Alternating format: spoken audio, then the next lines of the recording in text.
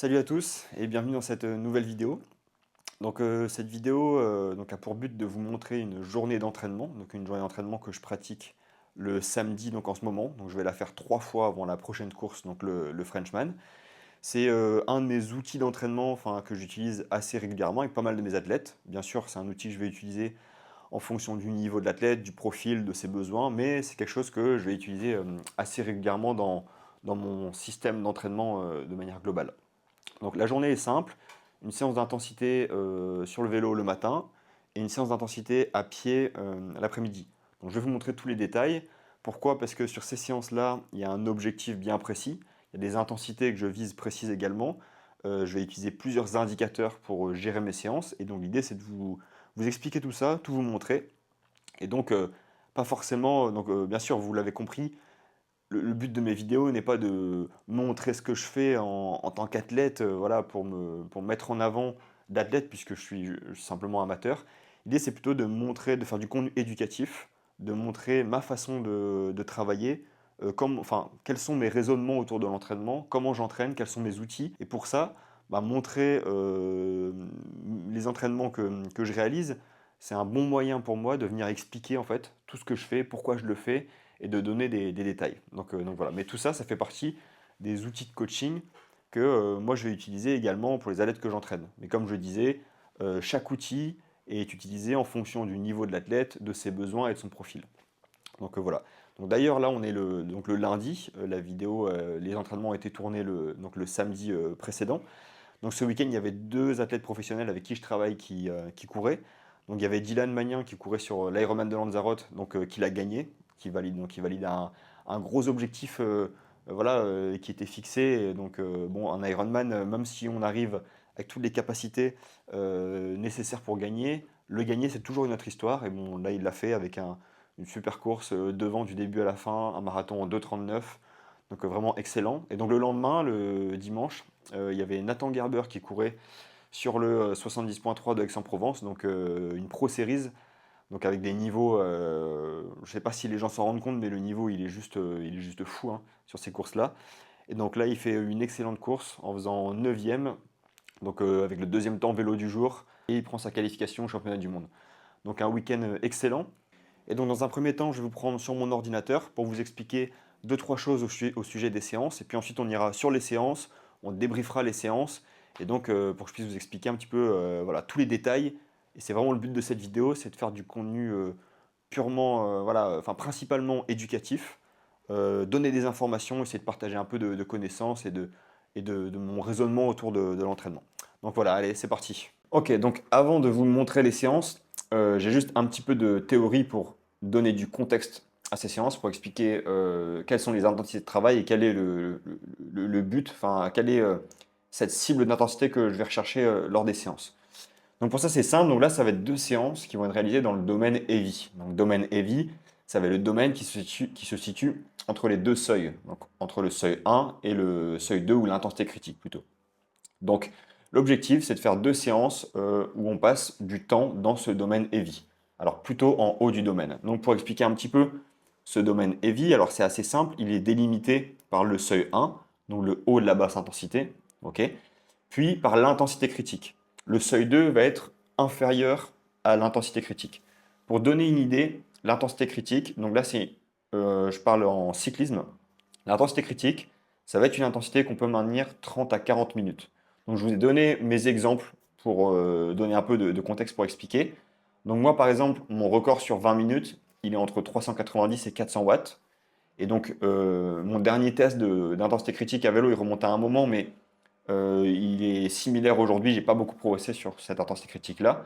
Donc en extérieur, j'ai 375 watts d'intensité critique, donc que je peux maintenir 30 à 40 minutes. Et en intérieur, j'ai 340 watts. Donc on voit, il y a quand même une bonne différence entre les deux. Ce qu'il faut savoir, c'est que entre l'intérieur et l'extérieur, globalement, on va avoir 5 à 10% de moins selon les individus. Donc ça varie beaucoup, mais si vous utilisez bien le même capteur, la même position, normalement vous avez entre 5 et 10%. Donc certains ont un peu moins, d'autres peuvent avoir un peu plus quand ils ne sont pas habitués, mais globalement c'est ce qu'on retrouve. Le seuil 2, ensuite, donc, qui est inférieur à l'intensité critique. Généralement, le seuil 2, donc le seuil 2 de lactate ou le MLSS, si vous avez regardé ma précédente vidéo, ça va être à peu près 90% de l'intensité critique. Quand on utilise ce coefficient de 90%, en général, on est dans le vrai. On tombe à peu près sur l'intensité critique. Enfin, sur le seuil de, pardon. Parfois, ça va être un peu au-dessus, parfois un peu en dessous, mais globalement, on y est. Et donc là, le temps limite, le temps maintenable à cette intensité-là, ça va être 70 à 80 minutes. Donc pour moi, on tombe sur, donc en extérieur, 330-340 watts.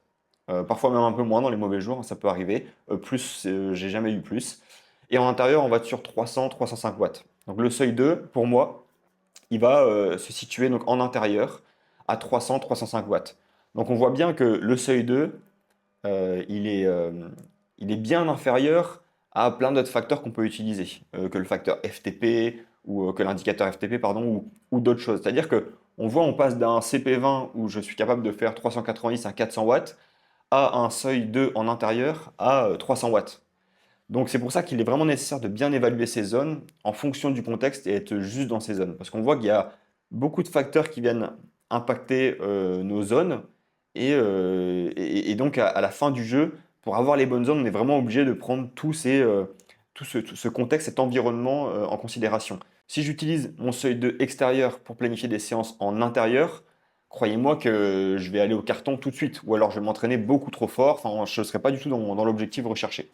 Donc voilà pourquoi c'est important de bien définir ces zones et pourquoi je trouve important d'en parler.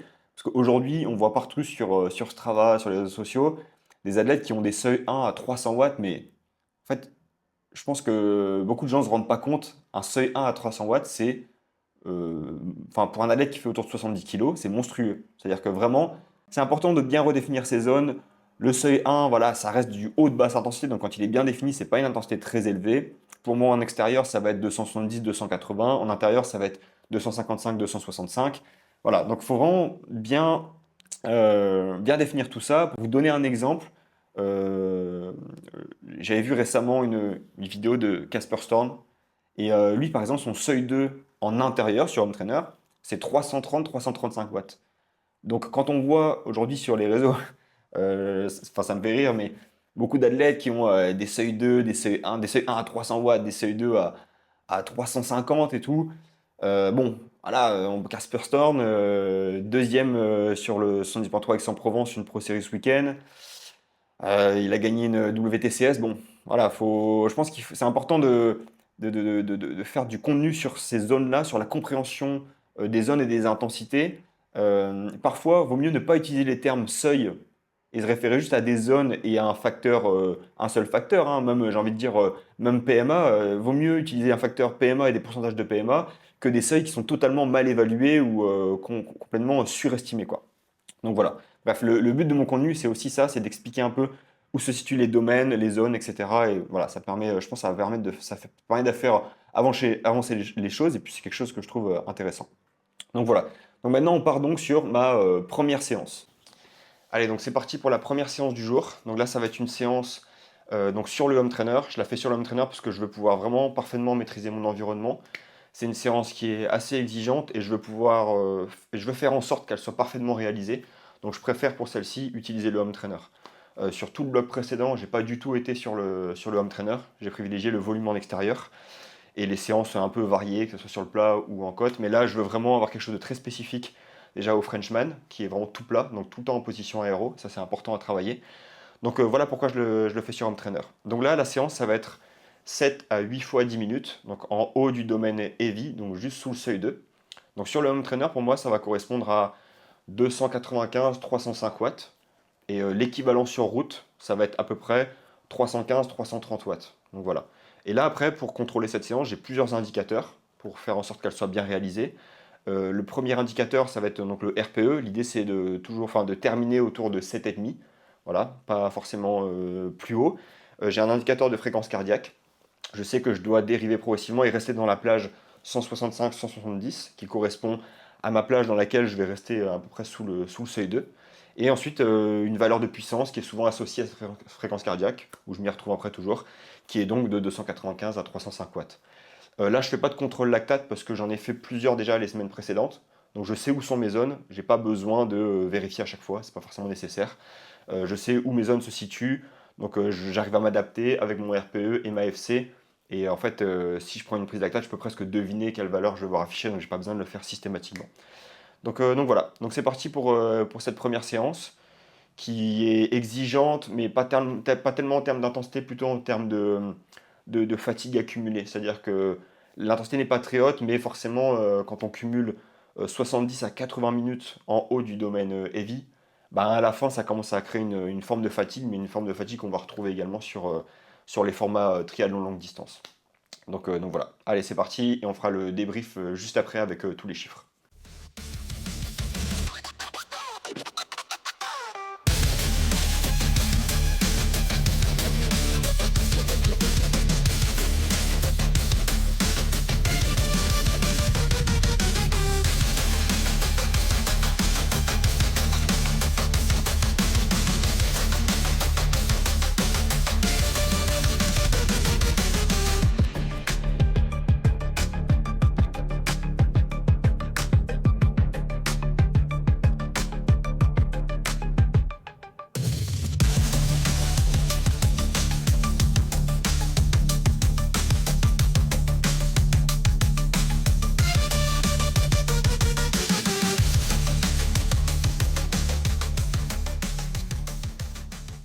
Donc, première séance terminée.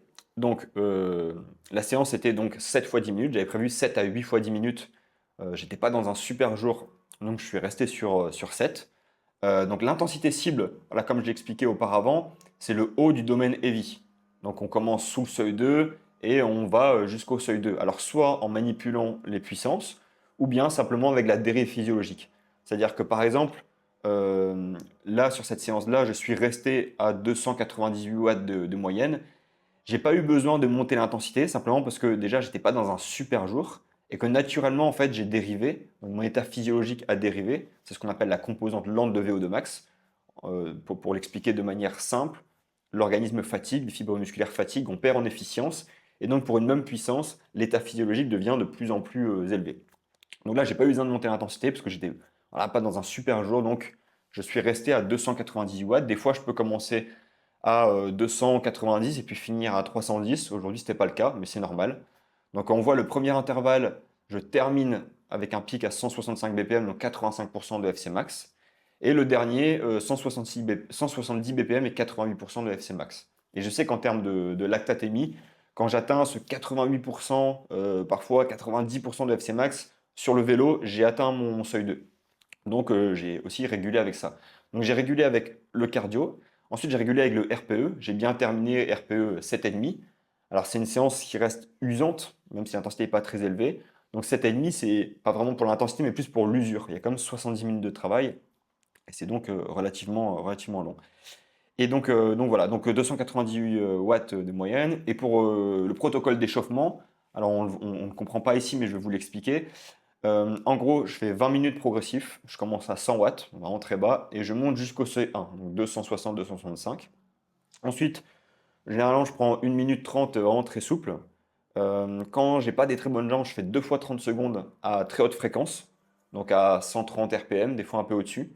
Et ensuite, on voit ici, je fais un 2 minutes progressif. Et pareil, moins mes sensations sont bonnes. euh, Enfin, plus je vais avoir les jambes un peu dures et plus je vais pousser sur ce 2 minutes pour vraiment essayer un peu de me débloquer. Donc là, j'ai fini à plus de 400 watts parce que je sentais ce besoin de. Voilà, j'avais les jambes un peu dures et ça m'aide un petit peu. Donc voilà. Donc séance pas exceptionnelle, mais une bonne séance. J'ai accumulé 70 minutes de travail dans la zone cible. Certes, les watts n'étaient pas les meilleurs du jour, mais le travail, il est fait. Physiologiquement, j'étais dans la bonne zone, j'étais là où je voulais être. Donc c'est une très bonne séance, c'est quand même 70 minutes de travail. Je ne le fais pas systématiquement, d'habitude je suis plutôt à 60 minutes. Mais là, vu que c'était la dernière grosse séance du bloc, ensuite on va commencer à réduire, je suis monté donc à 70 minutes. Donc maintenant, on passe sur la deuxième séance de la journée, donc en course à pied, et c'est parti. Donc là, on est parti pour la deuxième séance de la journée, donc une séance seuil 2, pareil, enfin seuil 2, en fait haut du domaine heavy jusqu'au seuil 2, mais cette fois donc en course à pied. Donc j'ai fait la séance vélo le matin, et là on est en fin de journée. Donc là, la séance, ça va être 6 fois 6 minutes 30. Donc la semaine dernière, j'ai fait 8 fois 5 minutes, pour un total donc, de 40 minutes. Là, ça va être 6 fois 6 minutes 30, ça va faire à peu près 39 minutes. Et donc là, l'objectif, c'est simple, c'est de commencer sous ma puissance donc semi-marathon et finir à peu près ma puissance semi-marathon. Donc commencer sous le seuil 2 et finir à peu près au seuil 2. Donc pour ça, j'utilise le cardio, donc ma donnée cardiaque. Je sais quelle valeur je dois ne pas dépasser et quelle valeur je dois atteindre progressivement. Premier indicateur. Et second indicateur, c'est le stride. Ça me donne une donnée de puissance. C'est quelque chose de plus pertinent que l'allure. Surtout que là, moi, je cours sur un endroit qui est en faux plat montant. Et donc, la deuxième intervalle, je la fais naturellement en faux plat descendant. Donc, pour ça, j'aime bien utiliser le stride. Ça me permet d'être précis dans ce que je fais. Donc, stride plus ceinture cardio plus RPE. Bon, ben là, franchement, c'est un trio un peu parfait parce qu'on a une donnée du coup interne. On a une donnée d'allure plus une donnée de puissance, donc ça fiabilise la chose. Et après, il y a le RPE. Et de temps en temps, je vais utiliser la mesure de lactate pour voir ce que ça donne. Là, j'ai déjà fait des mesures de contrôle les dernières semaines, mais à chaque fois, c'était corrélé avec ma fréquence cardiaque. La forme est plutôt bonne à pied, donc j'ai pas besoin de revérifier. Aujourd'hui, ce sera pas la peine. Et donc là, sur cette séance, vu qu'on est proche de la course, on est à un peu moins de 15 jours du Frenchman, donc c'était pour ça que c'était le dernier gros enchaînement. Donc je vais tester deux paires de chaussures. Là, en ce moment, je courais un petit peu avec les Alpha Fly 1. Donc j'avais réussi à trouver donc en neuve il n'y a pas longtemps, en déstockage. Et donc celles-ci, je les aime vraiment bien parce que déjà, elles font très peu de dommages musculaires. Donc ça fait que les semaines où j'ai les jambes bien chargées, les semaines qui sont un peu difficiles, j'aime bien les mettre sur les séances parce que en fait, ça me préserve vachement. Avant, j'étais dans la totale opposition où je mettais jamais de chaussures carbone à l'entraînement et je les mettais juste une séance avant la course et puis sur la course. Sauf que l'année dernière, j'ai failli me blesser parce que j'ai mis des chaussures auxquelles j'étais pas habitué. Et après la course, j'ai eu super mal à la cheville. J'ai recommencé à courir progressivement dessus et la douleur, elle partait pas trop. Et donc cette fois, je ne ferai pas la même erreur. Donc je cours un petit peu plus avec les carbones. L'hiver, j'utilise vraiment très peu.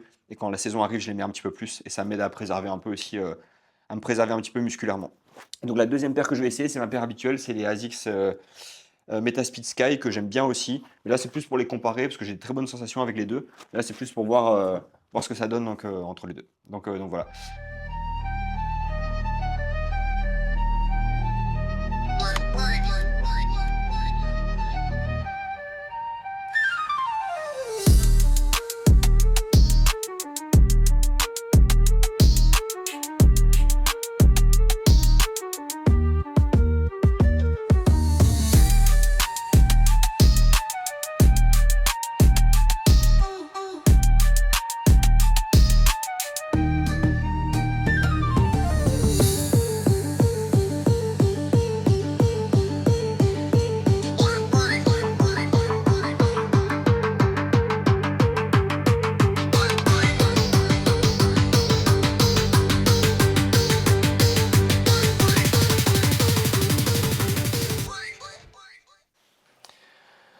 Donc deuxième séance terminée, donc cette fois en course à pied. Donc en fin de journée, le vélo je l'ai fait dans la matinée et la séance de course à pied je la fais en fin de journée.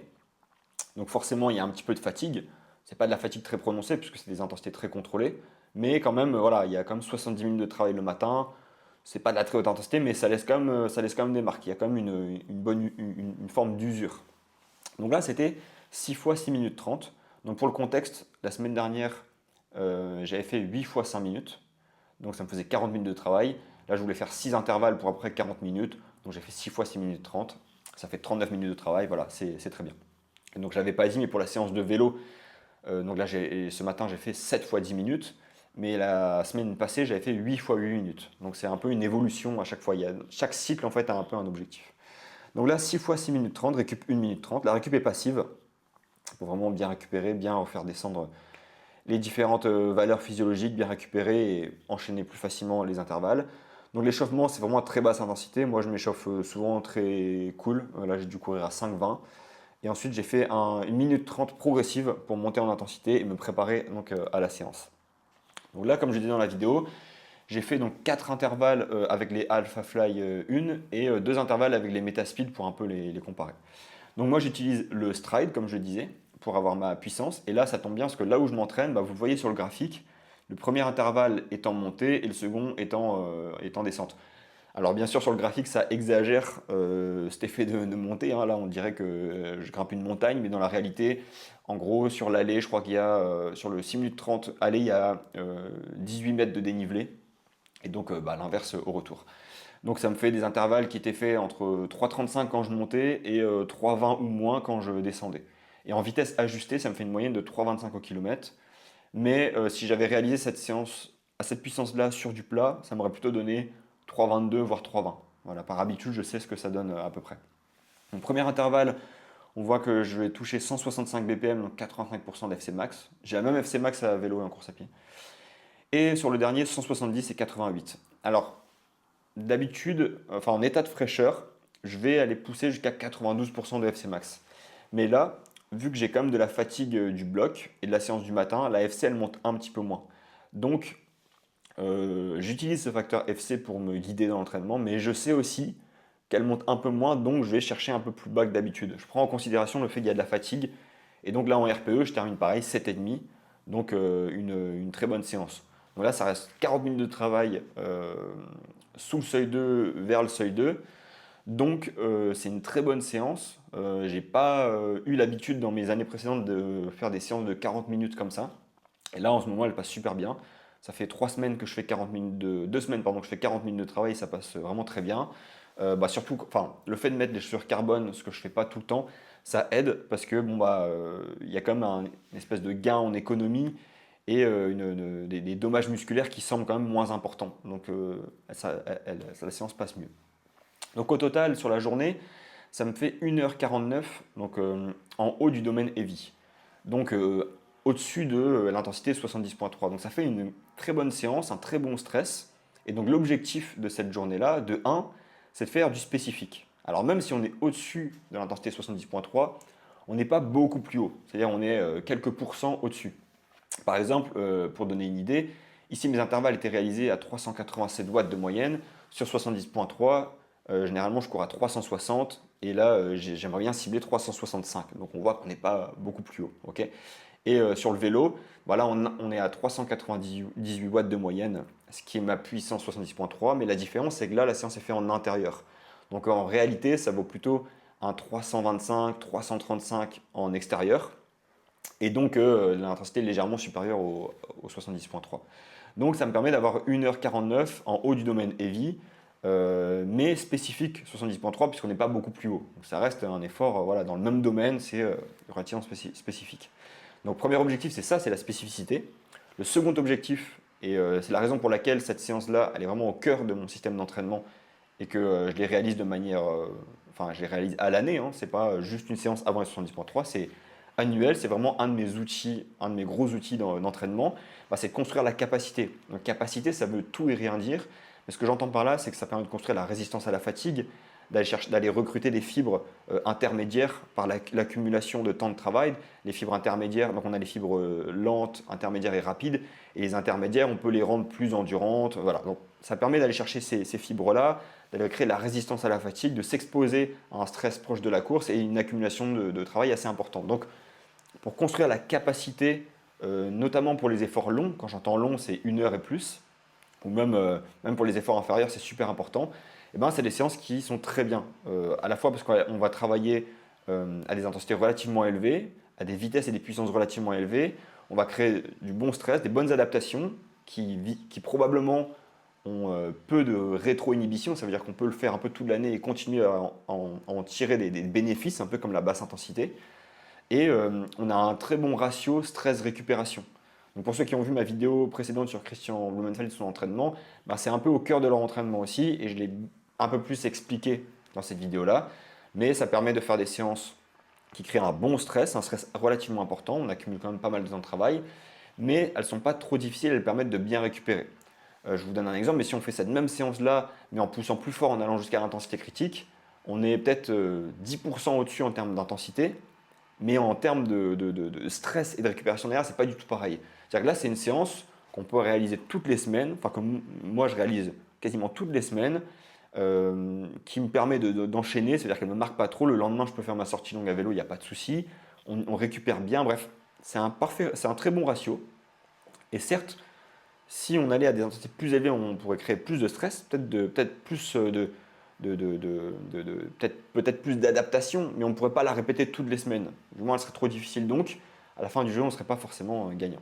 Donc voilà pourquoi je réalise cette séance. C'est spécifique, ça permet de construire la capacité. On s'adapte probablement à ce genre de séance toute l'année, on peut la répéter facilement parce que c'est un bon ratio stress-récupération. Donc c'est pas une séance magique, hein, pas du tout, il n'y a pas d'intensité magique, il n'y a pas de séance magique, mais si on voit l'entraînement de manière holistique, pour moi c'est un excellent moyen voilà, de progresser, donc de réaliser ces séances-là en contrôle dans le domaine heavy, et puis ensuite de venir ajouter ben, des intensités plus hautes quand c'est nécessaire, au bon moment. Donc voilà. Donc bon, j'espère que cette vidéo vous aura plu, vous aura permis de comprendre quelque chose. Si vous avez des questions, vous pouvez les poser en commentaire juste en dessous. Allez, merci et puis à la prochaine sur le Frenchman du coup.